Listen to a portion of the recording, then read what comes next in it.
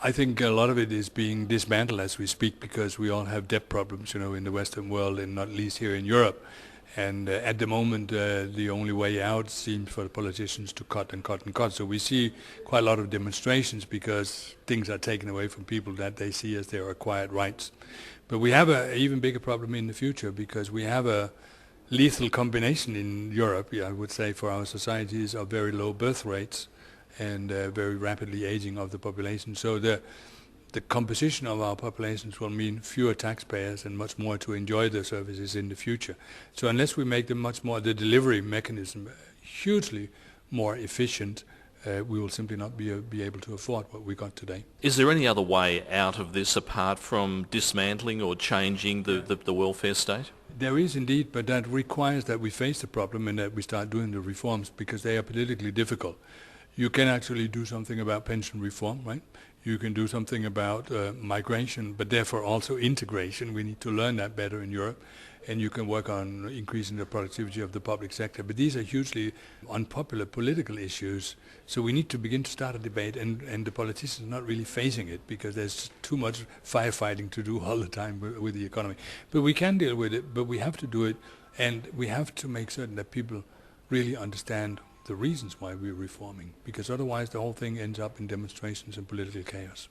So to save European integration, the welfare state has to change in some fashion. We have to get used to the fact that the last 50 years we've had a huge generation of, let's say, big taxpayers called the baby boomers, the people born after the Second World War, that is basically every year added, to the pot, to the welfare pot, if you like. The problem is that whole generation is now beginning to go on pension. And we're supposed to live for 30 years in average, and the next generation is fairly small. So there will be a lot less taxpayers coming in, so we need to do reforms on it. The problem is that for 50 years people have got used to get everything for free from the state, not everything, but a lot of things. Free education, free health services, a lot of social kind of stuff. And they're beginning to see that as their acquired rights. Also think about, we have very early retirement schemes here in Europe. Some people are retiring when they're 58, some when they're 60. Does it make sense if people's average age is increasing to 85, 90? We need to reform that. As a result, it's likely that there will be street demonstrations or social unrest. Does this give a rise to the threat of nationalism in some of those more fragile states or even some of the bigger states? This is always, the risk in Europe. And, if you have few perspectives, if you have, talk about crisis all the time, you have high unemployment and so on, this is, of course, nice waters for the populace to fish in. And we're already seeing a lot of these demonstrations going on in Europe. Obviously, in Greece and Italy, that's so much in the focus on the debt issue, but also in France when they were trying to raise the pension age, and even only from 60 to 62. In the UK over summer, because of the government's cut in the public sector. This is hugely unpopular in Europe, and it gives populists an enormous chance, to fish in these waters.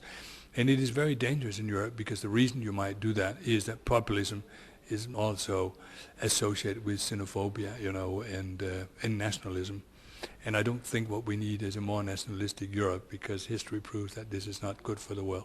So how important is Germany in all of this? Extremely important. The good news is that, first of all, that Germany has managed well through the crisis economically, which has given a certain feel-good factor. But the important thing is also that we actually don't see any of these, populist, nationalist movements in Germany. But go to nearby Austria or nearby Holland, you'll see that the very right-wing nationalistic xenophobic parties have big support in the electorates. So the disintegration or the fragmentation of the European Union has the potential to give rise to some of the things that we might have seen in the 1930s. I'm not saying history repeats itself, but I'm just saying that we are in a sort of a crisis situation, and we saw what happened in the 30s and so on and so forth. I just think that we have such a solid foundation under the European Union at the moment, and we have a tradition that the countries, the ministers, the head of state and government meet all the time here in Brussels, and they talk instead of fighting at the moment. But I'm just saying that the limit comes at the time where nationalists, xenophobic attitudes becomes a majority in some of the countries.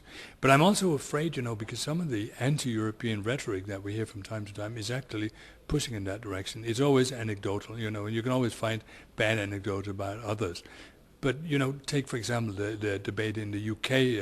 There's always been an enormous what they call skepticism about Europe. I feel it's more hating, Europe, mainland Europe.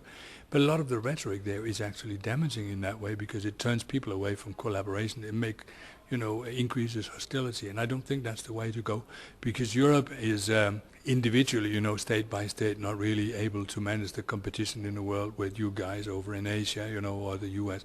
We need to stand together. We need to develop the internal market we got and so forth. And that doesn't come from yelling and screaming, and showing the finger to each other. And I'll just finish on the present. How important is it to resolve the situation in Italy? Well, the situation in Italy, it has been urgent to resolve for the last 20 years. Nothing has changed in Italy. It's just the market hysteria that brings it up, and that's today's story. Tomorrow it's something else. Nothing has virtually changed in Italy. So the more principal question is, it is really important to end this firefighting, because the energy and time needs to become spent on looking to the future and not, putting out the fires of yesterday.